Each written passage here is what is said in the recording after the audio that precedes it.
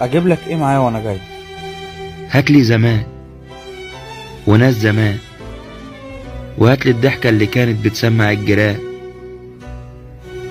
هاتلي الفرحة اللي نسيتها من زمان، هاتلي الناس الطيبة اللي كان وسطيهم أمان، هاتلي اخوات تحب بعض، وهاتلي ناس قلوبها صافية، وهاتلي ناس ذكرياتهم في عقلي محفورة، اللي من يوم ما راحوا وخلوا الفرحة في قلبي مكسورة، بس هم في قلبي. خدي معاكي شوية ردة للفرختين اللي في السطوح بالمرة. حاضر يا ماما.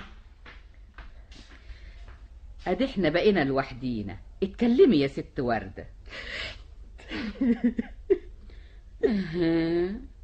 والبكا لازمته ايه بس؟ والنبي يا حبيبتي البكا لا يرد مفقود ولا يرجع غايب. اتكلمي يا ستي، الكلام انفع. ابنك يا ستها، ابنك كمال. سكتي ليه؟ ما تكملي. ماله ابني؟ عمل ايه؟ شافوه مع بنت زكية في جنينة الشلالات. امتى؟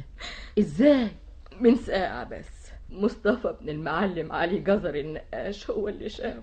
يمكن بيكذب يا ست وردة، ولا يمكن بينه وبين كمال حاجة ولا محتاجة. أنا برضو قلت كده، لكن نقول إيه بقى في كلام الشيخ مكار؟ الشيخ مكر؟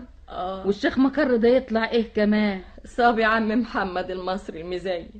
مسمينه كده عشان غلبان وعلى نياته.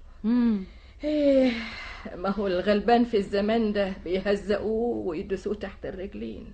طيب وبنتك زكية في البيت دلوقتي؟ رجعت من شوية وشها زي البنجر وحالتها حال. وكلمتيها؟ قصدي يعني قررت